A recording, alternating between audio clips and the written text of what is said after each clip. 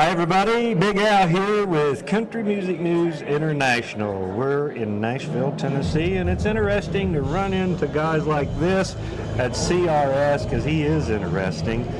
He was one of the great country artists that has helped usher in music for a lot of the new and upcoming. As a matter of fact, I remember a TV show. Buddy Jewell was with us. You're going to have to kind of refresh my memory. Was Nashville Star the first type of competition that was on television? You know what? It came the year after American Idol. I couldn't remember whether it was or not. Yeah. But you know, if you go back, I mean, you had Ed McMahon's Star Search back in the early 90s. I was a male vocals champion on there for 3 shows. And then I think about the same time they had You Can Be a Star on TNN. So, yeah, but I've still won the bigger You were the first. Yeah. I mean, you were the first to go around those contests, and you tore it up with the song you wrote. Yeah. That is what was really, I remember watching that, I was a lot younger then. Weren't we all? And you sang that, and, tears just started coming down my eyes. Tell us about that song. Well, it was inspired by my daughter's true story, essentially. There was a lady who used to do daycare for us out in Mount Juliet. I was taking Lacey out there. She was 3. And on the way out, we started having a conversation about Jesus and heaven. And she said, I don't think I want to go to heaven. And I said, you ought to rethink that because I hear the other place doesn't have air conditioning, And a few minutes later, she said, well, if I go to heaven, will God let me help pour out the rain? And the songwriter in me didn't kick in until several months later. I couldn't sleep one night. I remember that situation, started humming this melody. I got up and pretty much wrote the song in about 45 minutes. Did you ever imagine it would connect with this many people?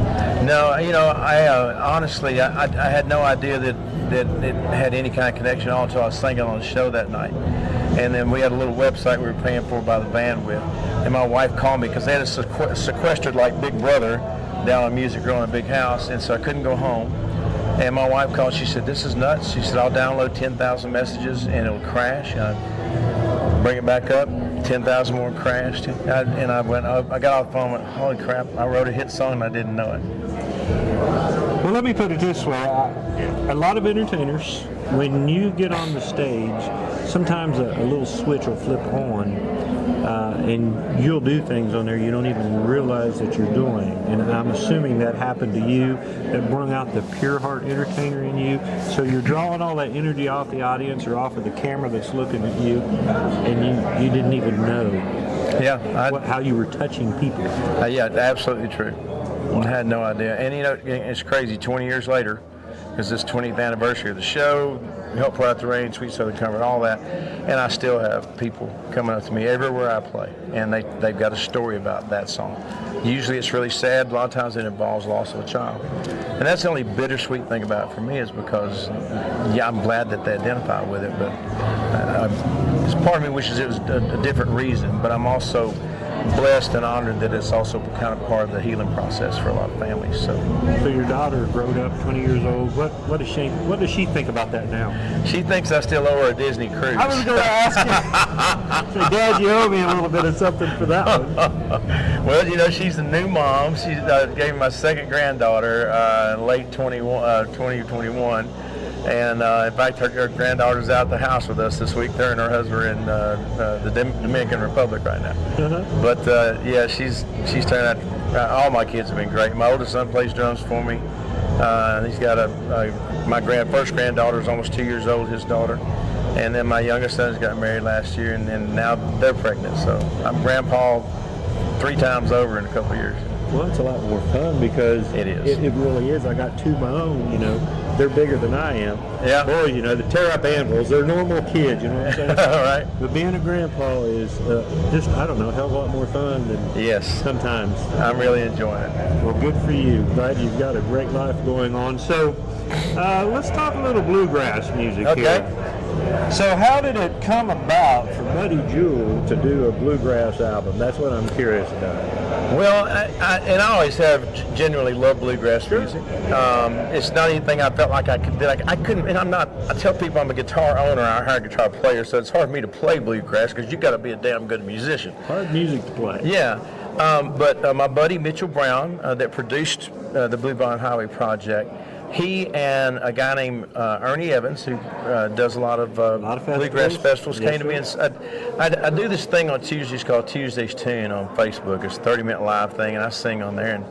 And I sang a couple of Ed Bruce songs one day, and they said, you know, you ought to do a bluegrass record and just pull some great country songs. We can make them bluegrassy. And I thought, well, yeah, let's do it. So that's how it came about. Awesome album. As a Thanks. matter of fact, the reason why I'm mentioning it today is because I was piddling around the other day on the computer, and it come up, and I run across that album. I thought, man, I got to pull some cuts off of that, because I like playing a lot of past stuff, from memories and stuff like that. But I just wanted to kind of give everybody an idea that you really have not only brought us great country music, gospel music, inspirational music, but a little bit of acoustic music on top of that. So what's going on with you right now? Are you in studio? What's happening? Well, you know what? We're celebrating the 20-year anniversary of Sweet Southern Comfort being my second big hit, and Clint Black produced my first album, so we redid the song. Clint's singing on it with me and playing harmonica. The Bellamy Brothers and Marty Rabin from Shenandoah. I was blessed to get all four of those guys on the record with me, and it just we came out the 10th last Friday. Great. So where can everybody go? I'm going to just guess to say, because I don't have it here in front of me, folks, BuddyJewell.com? 2 L's, BuddyJewell.com. I'm on Facebook, Instagram, Twitter, all that good stuff. But They'll hunt you down. Yeah, and I'm writing. I'm working on a new record, and got a few things in the can already. It's going to be a little bit. I'm not in any hurry. Any Don't have to secrets? be. Can I get a secret out of you? Now, come on, if you don't, I'm going to give out his personal cell phone number. Well, here's something not many people know. All right. I was, for about 15 minutes, I was one of the 4 guys at one point in time, the great musical group from the Opry back in the day. Yeah, really, I didn't know that. They reformed that in 2001, and Glenn Bates was one of the guys and had done some demos for him, and unfortunately, I'm trying to remember the gentleman's name, he had a heart attack and couldn't sing, and so I've still got some of the tuxedos at the house that they gave me. The 4 guys, good Lord, Yeah. I haven't heard that title forever. Yeah, and then 2001 hit, so 9/11 hit, and it all went away. We actually performed it, still fanfare then, one year. Yeah. Awesome. Yep. Still got that same hat that you've always wore too. Yeah, I need a new one. Well, somebody, there's a lot of memories in that hat right there, dude. But that's a Buddy Jewell thing. Something everybody gets affiliated with certain things. His hat. As soon as you come around the corner right there, and I thought, there's Buddy Jewell right there. Yeah, it's crazy. A friend of mine, Jim Weaver from Texas, I had one of those pinch crowns. I looked like Woody from Toy Story, He said, you need to do something with that hat, boy. And he took me down. There used to be a place down on Music Row, on Demonbreun. And right next to, I think Hank Williams had a place down there or whatever. And we tried to do this, and I was wearing that hat, audition for Nashville Star, and luckily one of the other contestants owns a hat shop, and he said, I see what you're trying to do. His brother shipped me a hat, and that's how this was all born. Well, it's a great part of you, that's for sure. Yeah. Listen, Buddy Jewell, thank you for being here on Country Music News International. Man, proud to be here. Thank you so much. God, I really appreciate it. And folks, if you would, please go to BuddyJewell.com. Pick up the new single, the other new music that is coming out with a great country star. He's given a lot to country music and bluegrass as well. So, Buddy, thank you so much for being with us.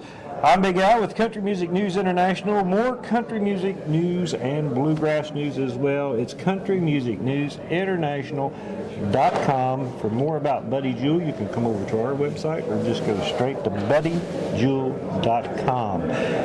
I'm Big Al Weekley for Country Music News International.